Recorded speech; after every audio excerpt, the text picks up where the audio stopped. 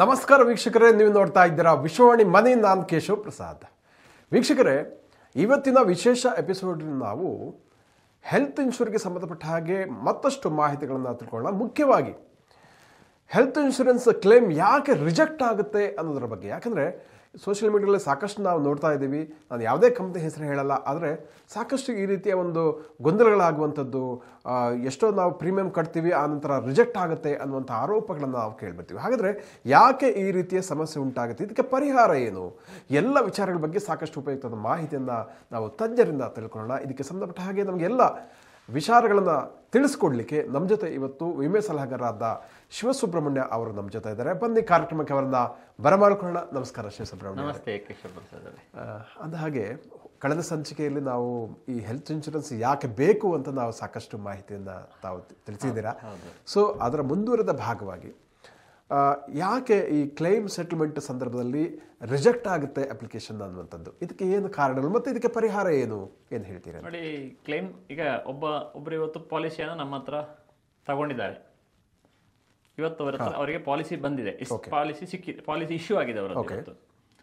Policy issue ಆದ ಮೇಲೆ ಯಾವುದೇ ಕಂಪನಿ ಆದರೂ 30 ದಿನಗಳ ಕಾಲ ಅಪಘಾತಕ್ಕೆ ಸಂಬಂಧಪಟ್ಟು, ಆಕ್ಸಿಡೆಂಟಿಗೆ ಸಂಬಂಧಪಟ್ಟು, ಅದು ರಸ್ತೆ ಅಪಘಾತ ಇರ್ಬೋದು ಅಥವಾ ಕೃಷಿಯಲ್ಲಿ ಹಾವು ಕಚ್ಚುದಿರ್ಬೋದು, ಮರದಿಂದ ಬೀಳುವುದಿರ್ಬೋದು, ಇದಕ್ಕೆ ಸಂಬಂಧಪಟ್ಟದಕ್ಕೆ ಮಾತ್ರ ಪ್ರಥಮ 30 ದಿನ ಕೊಡುದು. ಪಾಲಿಸಿ ಮಾಡಿ 30 ದಿನ ಕಳೆದ ಮೇಲೆ ಕ್ಯಾನ್ಸರ್ ಬರ್ಬೋದು, ಹಾರ್ಟ್ ಬರ್ಬೋದು, ಮೆದುಳಿಗೆ ಸಂಬಂಧಪಟ್ಟದ್ದು ಬರ್ಬೋದು, ನರವ್ಯೂಹದ್ದು ಬರ್ಬೋದು, ಏನೇ ತುಂಬ ಮೇಜರ್ ಅಂತ ನಾವು ಏನು ಹೇಳ್ತೇವೆ, ಎಮರ್ಜೆನ್ಸಿ ಅಂತ ಏನು ಬರ್ಬೋದು, ಅವೆಲ್ಲದಕ್ಕೂ ಕೊಡ್ತಾರೆ. ಏನು ಹೃದಯಾಘಾತ ಆಯಿತು, ಬೈಪಾಸೇ ಆಗಬೇಕಾಗಿ ಬಂತು, ಕೊಡ್ತಾರೆ. 30 ದಿನ ಕಳಿಬೇಕು. 30 ದಿವಸ ಕಳಿಬೇಕು. ಪಾಲಿಸಿ ಮಾಡಿ 30 ದಿನ ಆಗಬೇಕು. ಈಗ ಇನ್ನು 2 ವರ್ಷಗಳ ಕಾಲ ಕೆಲವು ಕಾಯಿಲೆಗಳಿಗೆ ಕೊಡುವುದಿಲ್ಲ. ಇದಕ್ಕೆ ಸ್ಪೆಸಿಫಿಕ್ ವೇಟಿಂಗ್ ಪೀರಿಯಡ್ ಅಂತ ಹೇಳ್ತೇವೆ, ಸ್ಪೆಸಿಫಿಕ್ ಇಲ್ನೆಸ್ ಅಂತಲೂ ಹೇಳ್ತೇವೆ. ಅದು ಯಾಕೆ ಅಂತ ಹೇಳಿದರೆ, ನೋಡಿ, ಉದಾಹರಣೆಗೆ ಅಪೆಂಡಿಸೈಟಿಸ್ ಅದೇ ಕಾರಣದಿಂದ ಅಪೆಂಡೋಸೆಕ್ಟಮಿ ಆಗಬೇಕು, ಹೊಟ್ಟೆ ನೋವು ಜೋರಾಗಿದೆ ಅಂತ ಆದರೆ ಅದಕ್ಕೆ ಪಾಲಿಸಿ ಮಾಡಿ 31ನೇ ದಿನ ಕೊಡ್ತಾರೆ. ಸೊ ಈ ಕೆಲವು ಕಾಯಿಲೆಗಳಿಗೆ ವೇಟಿಂಗ್ ಪೀರಿಯಡ್ 2 ವರ್ಷ ತನಕ ಕೂಡ ಇರುತ್ತೆ. ಹರ್ನಿಯಾಕ್ಕೆ ಪಾಲಿಸಿಯಾಗಿ 2 ವರ್ಷ ಆಗಬೇಕು. ಪಿಸ್ತುಲಾ, ಪೈಲ್ಸು, ಕಿಡ್ನಿ ಕಲ್ಲು, ವೆರಿಕೋಸ್ ವೇನು, ನೀ ರಿಪ್ಲೇಸ್ಮೆಂಟು, ಕ್ಯಾಟ್ರಾಕ್ಟು, ENT ಸರ್ಜರಿ, ಟಾನ್ಸಿಲೈಟಿಸು, ಗರ್ಭಕೋಶ ತೆಗೆಯುವುದು, ಒಂದಷ್ಟು ಕಾಯಿಲೆಗಳಿಗೆ 2 ವರ್ಷ ಕೊಡುವುದಿಲ್ಲ. ಯಾಕೆ 2 ವರ್ಷ ಕೊಡುವುದಿಲ್ಲ ಅಂತ ಹೇಳಿದರೆ, ಅವು ಹೆಚ್ಚಿನವು ಸಹ ಎಮರ್ಜೆನ್ಸಿ ಅಲ್ಲ. ಈಗ ನಾವು ಹರ್ನಿಯಾದ ವಿಷಯಕ್ಕೆ ಬಂದರೆ, ಅದನ್ನು ಹೊಟ್ಟೆ ನೋವಾಗಿ ಏನೋ ಸಮಸ್ಯೆ ಆಗಿ ಅವರು ಸ್ವಲ್ಪ ದನ ಮುಂದೆ ದುಡ್ಲಿಕ್ಕೆ ಆಗ್ತದೆ, 6 ತಿಂಗಳು 1 ವರ್ಷ, ಮತ್ತೆ ಸರ್ಜರಿ ಮಾಡಿಸಿಕೊಂಡ್ರೆ ಸಾಕು. ಸೊ ಇವತ್ತು ಹೆಲ್ತ್ ಇನ್ಶೂರೆನ್ಸ್ ಮಾಡಿಸೋದು 6 ತಿಂಗಳು ಬಿಟ್ಟು ಕ್ಲೈಮಿಗೆ ಹೋದರೆ ಇಲ್ಲಿ ಕಟ್ಟಿರೋದು 20,000, ಬಿಲ್ಲು 1.5 ಲಕ್ಷ 1 ಲಕ್ಷ ಆಗ್ಬೋದು ಆಸ್ಪತ್ರೆ ಮೇಲೆ. ಕಂಪನಿ ಉಳಿಯುವ ಸಾಧ್ಯತೆ ಇಲ್ಲಲ್ಲ. ಹಾಗಾಗಿ ಈ ವೇಟಿಂಗ್ ಪೀರಿಯಡ್ಗಳನ್ನು ಎಲ್ಲ ಕಂಪನಿಗಳು ಅಳವಡಿಸಿದ್ದಾರೆ. ಅಪೆಂಡಿಸೈಟಿಸ್, ಅಪೆಂಡೋಸೆಕ್ಟಮಿ ಹಾಗಲ್ಲ. ಅವನಿಗೆ ಹೊಟ್ಟೆ ನೋವಾದರೆ ತಕ್ಷಣ ಸರ್ಜರಿ ಆಗಬೇಕು, ಕ್ಲೈಮ್ ಆಗ್ತದೆ ಅದು. ಸೊ ಯಾವುದು ಎಮರ್ಜೆನ್ಸಿ ಇರುತ್ತೆ ಅದಕ್ಕೆ ಇಮಿಡಿಯೇಟ್ ಆಗುತ್ತೆ. ಹೆಚ್ಚಾಗಿ 30 ದಿನ ಪಾಲಿಸಿ ಮಾಡಿ 30 ದಿನದಲ್ಲಿ ಹಾಗೆ ಆಗುತ್ತೆ. ಅದು ಈಗ ಒಬ್ಬ ಪಾಲಿಸಿ ಮಾಡಿ 6 ತಿಂಗಳಲ್ಲಿ ಹರ್ನಿಯಾಕ್ಕೆ ಹೋದರೆ ಅವನಿಗೆ ಕ್ಲೈಮ್ ಆಗುವುದಿಲ್ಲ, ರಿಜೆಕ್ಟ್ ಆಗ್ತದೆ. ಮೊದಲೇ ಆಗಬೇಕಿತ್ತು, 2 ವರ್ಷ ಹಿಂದೆ ಮಾಡಬೇಕಿತ್ತು. ಹೌದು. ಇನ್ನೊಂದು waiting period PED, pre existing waiting period ಅಂತಂದಿದೆ. ಏನದು? ಪಾಲಿಸಿ ಮಾಡೋದಕ್ಕೆ ಮೊದಲು ಒಬ್ಬರಿಗೆ ಹೈಪರ್ ಟೆನ್ಷನ್, BP ಅಂತ ಹೇಳ್ತೇವೆ, BPಗೆ ಟ್ಯಾಬ್ಲೆಟ್ ತಗೊಳ್ತಾ ಇದ್ದಾರೆ. ಪಾಲಿಸಿ ಮಾಡುವಾಗ ಅವ್ರು ಹೇಳಿದ್ದಾರೆ ಅದನ್ನು. ಆವಾಗ ಕಂಪನಿ ಹೇಳುತ್ತೆ 3 ವರ್ಷಕ್ಕೆ ಹೃದಯಕ್ಕೆ BPಗೆ ಸಂಬಂಧಪಟ್ಟ ಕಾಯಿಲೆ, BPಯಿಂದಾಗಿ ಹೃದಯದ್ದು ಸ್ವಲ್ಪ ಜಾಸ್ತಿ ಬರ್ತದೆ, ಮೆದುಳಿವರೆಗೂ ಬರ್ತದೆ, ಅದರಿಂದಾಗಿ ಅದು ಬಂತು ಅಂತ ಆದರೆ ತಾನು ಕೊಡೋದಿಲ್ಲ ಅಂತ ಹೇಳ್ತದೆ. ಅದನ್ನು ಏಜೆಂಟ್ ಹೇಳಿರಬೇಕು. ಆವಾಗ ಸಪೋಸ್ ಒಬ್ಬ ಹೈಪರ್ ಟೆನ್ಷನ್ಗೆ ಟ್ಯಾಬ್ಲೆಟ್ ತಗೊಳ್ತಾ ಇದ್ದಾರೆ, ಅದು ಕಂಟ್ರೋಲಲ್ಲಿ ಇಲ್ಲ, ಅವನಿಗೆ ಹೃದಯಾಘಾತ ಆಯಿತು, ಏನೋ ತೀವ್ರ ಬಂತು ಅಂದರೆ 3 ವರ್ಷದೊಳಗೆ ಕ್ಲೈಮ್ ಸಿಕ್ಕುವ ಸಾಧ್ಯತೆ ಇಲ್ಲ. ಡಯಾಬಿಟಿಸ್ ಕಾರಣದಿಂದಾಗಿ ಆಂಪ್ಯುಟೇಷನ್, ಕಾಲ್ ಕಟ್ ಮಾಡೋದು, ಕಿಡ್ನಿ ಸಮಸ್ಯೆ, ಕಣ್ಣಿನ ಸಮಸ್ಯೆ 3 ವರ್ಷದ ಒಳಗಡೆ ಬಂದರೆ ಸಿಕ್ಕುವ ಸಾಧ್ಯತೆ ಇಲ್ಲ, ಅದನ್ನು ಹೇಳಿದರೆ. ಅಂದರೆ ಇಲ್ಲಿ ಮೊದಲೇ ಇರುವಂಥ ಈ BP ಇರ್ಬೋದು, ಡಯಾಬಿಟಿಸ್ ಇರ್ಬೋದು, ಅಥವಾ ಬೇರೆ ಏನೋ ಕಾಯಿಲೆಗೆ ಔಷಧಿ ತಗೊಳ್ಳುವಂಥದ್ದು, ಈ ಎಲ್ಲ ವಿಚಾರಗಳನ್ನು ವಿಮೆ ಸಲಹೆಗಾರರಿಗೆ ತಿಳಿಸ್ಬೇಕಾಗುತ್ತೆ. ಮುಚ್ಚಿಟ್ರೆ ಸಮಸ್ಯೆ ಆಗುತ್ತೆ ಅಂತ ಹೇಳ್ತೀರಿ? ಖಂಡಿತವಾಗ್ಲೂ ಸಮಸ್ಯೆ ಆಗುತ್ತೆ ಮುಚ್ಚಿಟ್ರು. ಈಗ ಒಬ್ಬರು ಹೈಪರ್ ಟೆನ್ಷನ್ಗೆ ಟ್ಯಾಬ್ಲೆಟ್ ತಗೊಳ್ತಾ ಇದ್ದಾರೆ, ಪಾಲಿಸಿ ಮಾಡುವಾಗ ನಾನು ಏನಿಲ್ಲ, ನಾನು ಆರೋಗ್ಯವಾಗಿದ್ದೇನೆ ಅಂತ ಹೇಳಿದರು ಅಂತ ಅಂದ್ಕೊಳ್ಳುವ. ಪಾಲಿಸಿ ಮಾಡಿ ಒಂದು 6, 7, 8 ವರ್ಷ ಆಗುವಾಗ ಆಗಬಾರದು. ನಾನು ಎಲ್ರಿಗೂ ಹೇಳೋದು ಕ್ಲೈಮ್ ಬರಬಾರದು ಅಂತ. ಕ್ಲೈಮ್ ಬಂತು, ಆಸ್ಪತ್ರೆಗೆ ಹೋದರು, ಆಸ್ಪತ್ರೆಗೆ ಹೋದಾಗ ಅಲ್ಲಿ ಡಾಕ್ಟರ್ ಕೇಳುವ ಪ್ರಥಮ ಪ್ರಶ್ನೆ, ನೀವೇನಾದ್ರು ಔಷಧ ತಗೊಳ್ತಾ ಇದ್ದೀರಾ, ಏನಾದ್ರು ಮಾತ್ರೆ ತಗೊಳ್ತಾ ಇದ್ದೀರಾ? ಹೌದು. ಮನೆಯವರು ಇವರು ಪ್ರಜ್ಞಾಹೀನರಾಗಿದ್ದರೆ ಮನೆಯವರು ಹೇಳ್ತಾರೆ, ಹೌದು ಅವರೊಂದು 8-9 ವರ್ಷದಿಂದ ಇಂಥ ಮಾತ್ರೆ ತಗೊಳ್ತಾ ಇದ್ದಾರೆ ಅಂತ. ನಿಮ್ಮ ಇದನ್ನು ಅವರು ರಿಪೋರ್ಟಲ್ಲಿ ಬರೀತಾರೆ, ಡಾಕ್ಟರ್ ಬರೀತಾರೆ. ಕ್ಯಾಶ್ಲೆಸ್ ಹಾಸ್ಪಿಟಲೈಸೇಷನಲ್ಲಿ ಇವರು ಅಡ್ಮಿಟ್ ಆಗಿ ಒಂದು 3-4 ಗಂಟೆ ಒಳಗೆ ಹೆಲ್ತ್ ಇನ್ಶೂರೆನ್ಸ್ ಕಂಪನಿಗೆ ರಿಪೋರ್ಟ್ ಹೋಗುತ್ತೆ, ಹೀಗೆ ಇವರು ಅಡ್ಮಿಟ್ ಆಗಿದ್ದಾರೆ, ನಾವು ಇದು ಕ್ಯಾಶ್ಲೆಸ್ಸಿಗೆ ಅನುಮತಿ ಕೊಡಿ ಅಂತ. ಈ ರಿಪೋರ್ಟ್ ಹೆಲ್ತ್ ಇನ್ಶೂರೆನ್ಸ್ ಕಂಪನಿಗೆ ಹೋಗುತ್ತೆ. ಈ ರಿಪೋರ್ಟಲ್ಲಿ ಇವರು ಬರೆದಿರ್ತಾರೆ past history of hypertension ಅವರು ಬರೆದಿರ್ತಾರೆ. ಕಂಪನಿ ಅದು ಎಷ್ಟು ವರ್ಷದಿಂದ ಅಂತ ತನಿಖೆಗೆ ಹೊರಡುತ್ತೆ. ಒಂದು ಅವರೇ ಬರೆದಿರ್ತಾರೆ, ಡಾಕ್ಟ್ರೇ 8 years ಅಂತ ಬರೆದಿರ್ತಾರೆ. ಪಾಲಿಸಿ ಮಾಡಿ ಆಗಿದ್ದ 5 ವರ್ಷ. ಕ್ಲೈಮ್ ಔಟ್ ರೈಟ್ ರಿಜೆಕ್ಟ್ ಆಗುತ್ತೆ, ಪ್ರಥಮ ಹಂತದಲ್ಲಿ ರಿಜೆಕ್ಟ್ ಆಗಿಬಿಡುತ್ತೆ. ನೀವು ಹೇಳಲಿಲ್ಲ, 8 ವರ್ಷದ ಪಾಲಿಸಿ ಮಾಡುವಾಗಲೇ ಟ್ಯಾಬ್ಲೆಟ್ ಇದ್ದು ಅದನ್ನು ಅಡಗಿಸಿದ್ದೀರಿ, ಹೇಳಲಿಲ್ಲ ಅಂತ ಕಾರಣಕ್ಕೆ ರಿಜೆಕ್ಟ್ ಆಗುತ್ತೆ. ರಿಜೆಕ್ಟ್ ಮಾತ್ರ ಅಲ್ಲ, ಪಾಲಿಸಿಯೇ ರದ್ದಾಗ್ಬೋದು. ಅವ 8 ವರ್ಷ ಕಟ್ಟಿದ ಪ್ರೀಮಿಯಮ್ಮೇ ಹೋಯ್ತು, ವಾಪಸ್ ಕೊಡಲ್ಲ. ಮಾತ್ರ ಅಲ್ಲ, ಪುನಃ ಹೊಸ ಕಂಪನಿಯಲ್ಲಿ ಹೊಸ ಪಾಲಿಸಿಯನ್ನು ಮಾಡಬೇಕು.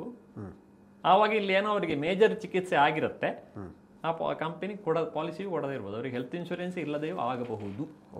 ಆ ಒಂದು ರಿಸ್ಕ್ ಕೂಡ ಇದೆ.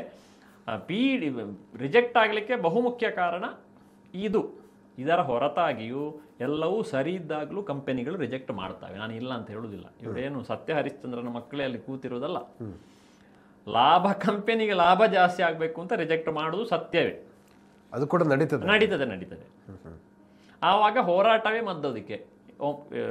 ಇನ್ಶೂರೆನ್ಸ್ ಒಂಬುಡ್ಸ್ಮನ್ ಇದೆ, ಕನ್ಸ್ಯೂಮರ್ ಫೋರಮ್ ಇದೆ, ಇವುಗಳ ಮೂಲಕ ಹೋರಾಟ ಮಾಡೋದೇ ಮದ್ದು. ಹೋರಾಟ ಮಾಡಿದಾಗ ಒಂದು ಸ್ವಲ್ಪ ಕ್ಲೈಮನ್ನು ಕೊಡ್ತಾರೆ ಅವರು, ಅವರಿಗೆ ಹೆಸರು ಹಾಳಾಗ್ತದೆ. ಅವನ ಹೋರಾಟದ ತೀವ್ರತೆ ಮೇಲೆ ಕ್ಲೈಮ್ ಸೆಟಲ್ಮೆಂಟ್ ನಡೀತದೆ. ಸೋಷಿಯಲ್ ಮೀಡಿಯಾದಲ್ಲಿ ಇರ್ಬೋದು, ಅದರ ಮೇಲೆ ಬೇರೆ ಬೇರೆ ವೇದಿಕೆಗಳ ಮೂಲಕ ಕಂಪನಿಯ ಹೆಸರನ್ನ ಪ್ರಸ್ತಾಪ ಮಾಡಿದಂಗೆ ಈ ತರ ಅನ್ಯಾಯ ಆಗಿದೆ ಅಂತ ನಡೆಸುವಂತ ಹೋರಾಟ. ಸೊ ಇದು ಇಂಪ್ಯಾಕ್ಟ್ ಆಗುತ್ತೆ ಹಾಗಿದ್ರೆ, ನಿಜವಾಗಿ ಅನ್ಯಾಯ ಆಗಿದ್ರೆ, ನಿಜವಾಗ್ಲೂ ಅನ್ಯಾಯ ಆಗಿದ್ರೆ ಅದು ಇಂಪ್ಯಾಕ್ಟ್ ಆಗುತ್ತೆ. ಅವನಿಗೆ ಕ್ಲೈಮ್ ಮಾಡಿಸಿಯೂ ಕೊಡ್ಬೋದು. ಸೊ ಕಂಪನಿ ತನ್ನ ಲಾಭಕೋರತನಕ್ಕಾಗಿ ಕೆಲವೊಮ್ಮೆ ಈ ತರ ಒಂದು ವ್ಯಾಪಾರ ದ್ರೋಹ ಚಿಂತನೆ ಹೇಳ್ತಾರೆ, ಹಂಗೆ ಮಾಡೋ ಚಾನ್ಸಸ್ ಇರುತ್ತೆ. ಇದನ್ನು ಯಾರು ಒಪ್ಕೊಳ್ಳೋದಿಲ್ಲ. ಅದನ್ನ ಏಜೆಂಟ್ಗಳಾಗ್ಲಿ ಯಾರು ಒಪ್ಪುದಿಲ್ಲ. ಬಟ್ ಇದು ನಡೆಯುವುದು ಹೌದೇ. ಸೊ ಅಂತ ಸಂದರ್ಭದಲ್ಲಿ ಏನ್ ಮಾಡ್ಬೇಕಂದ್ರೆ ಸ್ವಲ್ಪ ಡೀಟೇಲ್ ಹೇಳ್ತೀರಾ ಅಂತ. ಈಗ ನೋಡಿ, ನನ್ನದೇ ಒಂದು ಉದಾಹರಣೆ. ನಾನೇ ಮಾಡಿದ ಪಾಲಿಸಿ. ಅವರು ನನ್ನ ಹತ್ರ 5 ವರ್ಷದಿಂದ ಪ್ರೀಮಿಯಂ ಕಟ್ತಾ ಇದ್ರು. ಅವರಿಗೆ ಗರ್ಭಕೋಶ ಯುಟೆರಸ್ ರಿಮೂವಲ್ಗೆ ಬಂತು. ಯುಟೆರಸ್ ರಿಮೂವಲ್ಗೆ ಬಂದಾಗ ಅವರು ನಾನ್ ನೆಟ್ವರ್ಕ್ಗೆ ಹೋಗಿದ್ರು, ಕ್ಯಾಶ್ಲೆಸ್ಸಿಗೆ ಹೋಗಿರಲಿಲ್ಲ. ನಾನ್ ನೆಟ್ವರ್ಕ್ ಅಂದರೆ ಹೆಲ್ತ್ ಇನ್ಶೂರೆನ್ಸ್ ಕಂಪನಿಗೂ ಆಸ್ಪತ್ರೆಗೂ ಅಗ್ರಿಮೆಂಟ್ ಇಲ್ಲದಕ್ಕೆ ನಾನ್ ನೆಟ್ವರ್ಕ್ ಅಂತ ಹೇಳ್ತೇವೆ. ಅಲ್ಲಿ ಅವರು ಒಂದು ಸಲ ದುಡ್ಡನ್ನು ಕಟ್ಟಬೇಕು. ಅವ್ರು ಕಟ್ಟಿದ್ರು, ಮತ್ತೆ ನಾವು ಕ್ಲೈಮಿಗೆ ಹಾಕೋದು, ಬಿಲ್ಗಳು ಎಲ್ಲವನ್ನು ಇಟ್ಟು ಕ್ಲೈಮಿಗೆ ಹೆಲ್ತ್ ಇನ್ಶೂರೆನ್ಸ್ ಕಂಪನಿಗೆ ಹಾಕೋದು. ಕಂಪನಿ ರಿಜೆಕ್ಟ್ ಮಾಡಲಿಲ್ಲ.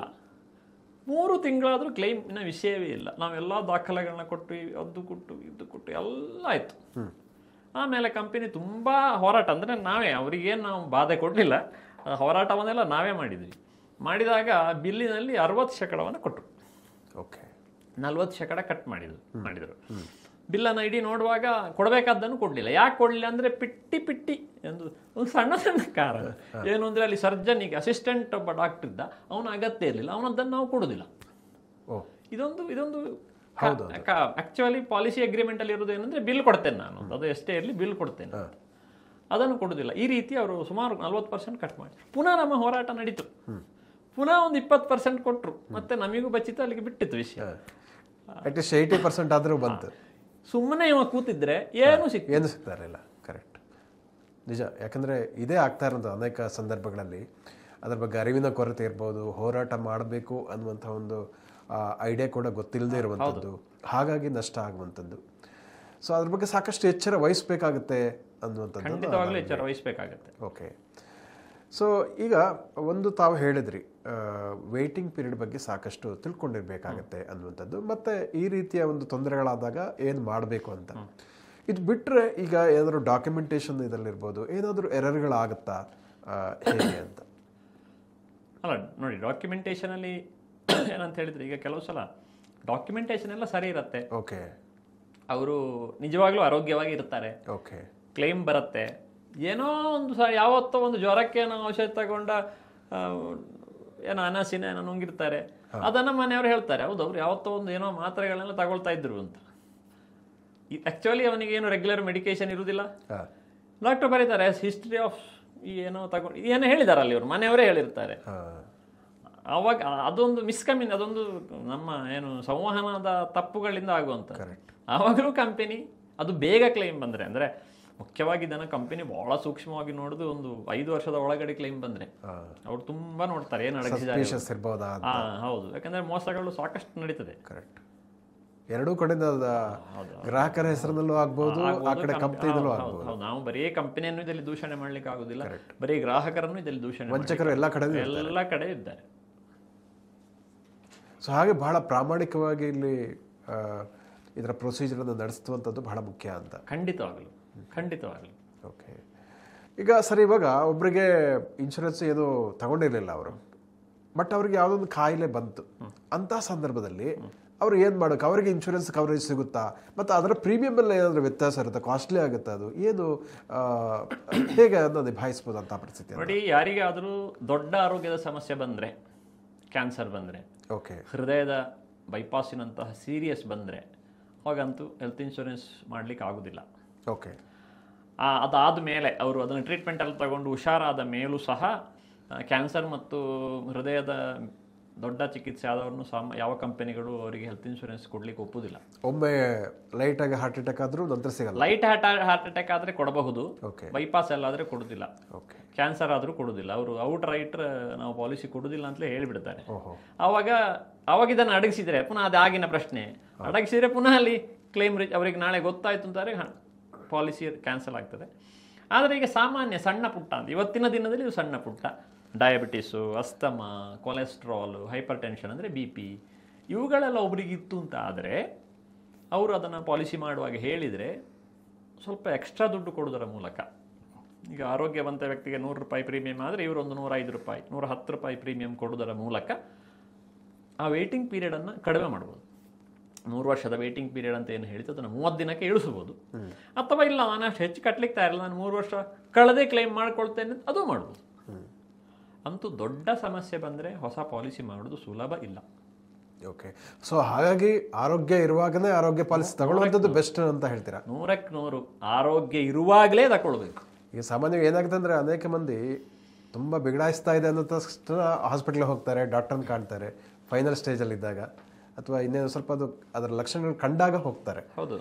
ಸೊ ಅದಕ್ಕಂದ್ರೂ ಅಲ್ಲಿ ಸ್ಟೇಜಲ್ಲಿ ಇನ್ಶೂರೆನ್ಸ್ ಮಾಡಿದ್ರೆ ಬೆಟರ್ ಅಂತ ಹೇಳ್ತೀರಾ? ಹೌದು. ನೋಡಿ, ತುಂಬ ಜನ ಆಲೋಚನೆ ಮಾಡ್ತಾರೆ, ತನ್ನದೀಗ ವಯಸ್ಸು ಸಣ್ಣದಿದೆ, ನನಗೇನು ಆರೋಗ್ಯ ಸಮಸ್ಯೆ ಇಲ್ಲ, ನನ್ನ ಕುಟುಂಬದವರಿಗೂ ಏನೂ ಸಮಸ್ಯೆ ಇಲ್ಲ, ಒಂದು 55-60 ವರ್ಷ ಆಗಿ ಏನಾದ್ರು ಬಂದರೆ ಅಥವಾ ವಯಸ್ಸಾದ ಮೇಲೆ ಮಾಡುವ ಅಂತ ಯೋಚನೆ ಇರ್ತದೆ ಕೆಲವರದ್ದು. ಪ್ರೀಮಿಯಂ ವೇಸ್ಟ್ ಆಗ್ತದಲ್ಲ, ದಂಡ ಆಗ್ತದಲ್ಲ. ಹೌದೌದು. ಅದೇ ಆರೋಗ್ಯವಾಗಿರುವವರೆಗೆ ಅವರು 65-70 ವರ್ಷಕ್ಕವರೆಗೂ ಪಾಲಿಸಿ ಮಾಡ್ಬೋದು. ಆರೋಗ್ಯ ಫಸ್ಟ್ ಕ್ಲಾಸ್ ಇದ್ದರೆ ಏನು ತೊಂದರೆ ಇಲ್ಲ. ಆರೋಗ್ಯ ಕೆಟ್ಟ ಮೇಲೆ ಸ್ವಲ್ಪ ಸೀರಿಯಸ್ ಕಾಯಿಲೆ ಬಂದರೆ ಹೊಸ ಪಾಲಿಸಿಯನ್ನು ತಗೊಳ್ಳೋದು ಸುಲಭ ಇಲ್ಲ. ಸೊ ಇನ್ನೊಂದು ಸರ್, ಈಗ ಪ್ರೀಮಿಯಂ ಕೂಡ ಏಜ್ ಆದ ಹಾಗೆ ಕಾಸ್ಟ್ಲಿ ಆಗುತ್ತಾ, ಆ ಥರ ಏನಾದರೂ ಇದೆಯಾ ಇದರಲ್ಲಿ? ಹೌದು. ಹೆಲ್ತ್ ಇನ್ಶೂರೆನ್ಸ್ ಸ್ವಲ್ಪ ಮಾಹಿತಿ. ಹೆಲ್ತ್ ಇನ್ಶೂರೆನ್ಸ್ ಅಲ್ಲಿ ಹೇಗೆ ಅಂತ ಹೇಳಿದ್ರೆ, ಸಾಮಾನ್ಯವಾಗಿ 18 ವರ್ಷದವರೆಗೆ ಒಂದು ಪ್ರೀಮಿಯಂ, 18 35 ವರ್ಷದವರೆಗೆ ಒಂದು ಪ್ರೀಮಿಯಂ, 36 45 ಒಂದು ಪ್ರೀಮಿಯಂ, ಆಮೇಲೆ ಪ್ರತಿ 5 ವರ್ಷಕ್ಕೊಮ್ಮೆ ಪ್ರೀಮಿಯಂ ಜಾಸ್ತಿ ಆಗ್ತಾ ಹೋಗ್ತದೆ. ಓಕೆ. ಪ್ರೀಮಿಯಂ ಈಗ 40 ವರ್ಷದಲ್ಲಿದ್ದ ಪ್ರೀಮಿಯಂ 50 ವರ್ಷದಲ್ಲಿ ಇರುವುದಿಲ್ಲ. ಅದು ಯಾಕೆ ಜಾಸ್ತಿ ಆಗ್ತದೆ ಅಂತ ಹೇಳಿದ್ರೆ, ನಿಮಗೆ ಗೊತ್ತುಂಟು, ಮೆಡಿಕಲ್ ಇನ್ಫ್ಲೇಷನ್ ಎಲ್ಲ ಕಡೆ ಇದೆ. ಮೆಡಿಕಲ್ ಇನ್ಫ್ಲೇಷನ್ನು ಸಿಕ್ಕಾಪಟ್ಟೆ ಇದೆ ಭಾರತದಲ್ಲಿ. ಈಗ ಒಂದು 5 ವರ್ಷ ಹಿಂದೆ 25,000ದಲ್ಲಿ ಆಗ್ತಾ ಇದ್ದಂತಹ, ನನ್ನ ಊರಲ್ಲಿ ಹೇಳೋದು ನಾನು, ನನ್ನ ಊರು ಪುತ್ತೂರು, ಬೆಂಗಳೂರಲ್ಲಿ ಬೇರೆ ಇರ್ಬೋದು, 25,000ದಲ್ಲಿ ಆಗ್ತಾ ಇದ್ದಂತಹ ಒಂದು ಹರ್ನಿಯ ಬಹುಶಃ ಈಗ ಪುತ್ತೂರಲ್ಲಿ 1 ಲಕ್ಷ ಬೇಕು. ಕರೆಕ್ಟ್. ಈಗ ಇನ್ನೊಂದು ಪ್ರಶ್ನೆ, ಇವಾಗ 25 ವರ್ಷದಲ್ಲಿ ಒಬ್ಬ ಹೆಲ್ತ್ ಇನ್ಶೂರೆನ್ಸ್ ತಗೊಂಡ, ಪ್ರೀಮಿಯಂ ಕಟ್ತವನಿಗೆ ಪ್ರೀಮಿಯಂ ಕಡಿಮೆ ಇರುತ್ತೆ. ಅದೇ ವ್ಯಕ್ತಿಗೆ ಅವನು 45 ವರ್ಷ ಕ್ರಾಸ್ ಆದಮೇಲೆ ಪ್ರೀಮಿಯಂ ಜಾಸ್ತಿ ಆಗುತ್ತಾ ಅಥವಾ ಸೇಮ್ ಅದೇ ಪ್ರೀಮಿಯಂ ಇರುತ್ತಾ? ಹೇಗೆ? ಜಾಸ್ತಿ ಆಗುತ್ತೆ. ಸೊ ಏಜ್ ವೈಸ್ ಆಟೋಮೆಟಿಕ್ಲಿ ಜಾಸ್ತಿ ಆಗುತ್ತೆ. ಸೊ ಹಾಗಿದ್ರೆ ಯಾಕೆ ಅವರು ಮುಂಚೆನೇ ತಗೋಬೇಕು? 45 ಆದ್ಮೇಲೆ ತಗೋಬೋದಲ್ಲ? ನೋಡಿ, 25 ಒಬ್ರು ತಗೊಂಡ್ರು, ಅವರಿಗೆ 28 ವರ್ಷ ಆಗೋಗ್ಲೇ ಗಿಲಿಯನ್ ಬೇರಿ ಸಿಂಡ್ರೋಮ್ ಬಂತು, ಆಕ್ಸಿಡೆಂಟ್ ಆಯ್ತು. ಕರೆಕ್ಟ್. ಅವರು 40 ಅನಪೇಕ್ಷಿತವಾಗಿ ಏನಾದ್ರೂ ಒಂದು ಆಗ್ಬಿಟ್ರೆ ಅದಕ್ಕೆ ಇದು ಹೆಲ್ಪ್ ಆಗುತ್ತೆ. ಅನಿರೀಕ್ಷಿತವಾದದ್ದೊಂದು ಆದರೆ ಈಗ ಹೆಲ್ತ್ ಇನ್ಶೂರೆನ್ಸ್ ಇರುದೇ for a unforeseen thing. Correct. ಗಂಟು ಆಗ್ತದೆ ಅಂತ ಆದರೆ ಇನ್ಶೂರೆನ್ಸ್ ಬೇಡ. ಕರೆಕ್ಟ್, ನಿಜ. ಸೊ ನಮ್ಮ ವೀಕ್ಷಕರಿಗೆ ಇಷ್ಟು ಹೊತ್ತು ಕ್ಲೈಮ್ ಯಾಕೆ ರಿಜೆಕ್ಟ್ ಆಗುತ್ತೆ ಮುಖ್ಯವಾಗಿ ಅನ್ನುವಂಥದ್ದು ಮತ್ತು ಅಂಥ ಸಂದರ್ಭದಲ್ಲಿ ಏನು ಮಾಡಬೇಕಾಗುತ್ತೆ ಅನ್ನೋದ್ರ ಬಗ್ಗೆ ಸಾಕಷ್ಟು ಉಪಯುಕ್ತವಾದ ಮಾಹಿತಿಯನ್ನು ಬಹಳ ಸಿಂಪಲ್ ಆಗಿ ಅರ್ಥ ಆಗೋ ಹಾಗೆ ತಿಳಿಸಿಕೊಟ್ಟಿದ್ದೀರಿ. ಅದಕ್ಕಾಗಿ ಧನ್ಯವಾದಗಳು. ನಮಸ್ತೆ ವೀಕ್ಷಕರೇ, ಇಂತಹ ಮತ್ತಷ್ಟು ಉಪಯುಕ್ತ ವಿಡಿಯೋಗಳಿಗೆ ವಿಶ್ವವಾಣಿ ಮನಿ ಯೂಟ್ಯೂಬ್ ಚಾನಲನ್ನು ವೀಕ್ಷಿಸಿ, ಸಬ್ಸ್ಕ್ರೈಬ್ ಮಾಡಿ. ಜೊತೆಗೆ ನಿಮ್ಮಲ್ಲಿ ಆರೋಗ್ಯ ಇನ್ಶೂರೆನ್ಸ್ಗೆ ಸಂಬಂಧಪಟ್ಟ ಹಾಗೆ ಏನಾದರೂ ಪ್ರಶ್ನೆಗಳಿದ್ದರೆ ದಯವಿಟ್ಟು ಅದನ್ನು ಕಮೆಂಟ್ ಬಾಕ್ಸ್ನಲ್ಲಿ ತಿಳಿಸಿ. ತಜ್ಞರ ನೆರವಿನೊಂದಿಗೆ ನಾವು ಉತ್ತರವನ್ನು ಕೊಡಲಿಕ್ಕೆ ಪ್ರಯತ್ನ ಮಾಡ್ತೀವಿ ಅಂತ ಕೇಳ್ಕೊಳ್ತಾ ಇದ್ದೀನಿ. ವಂದನೆಗಳು.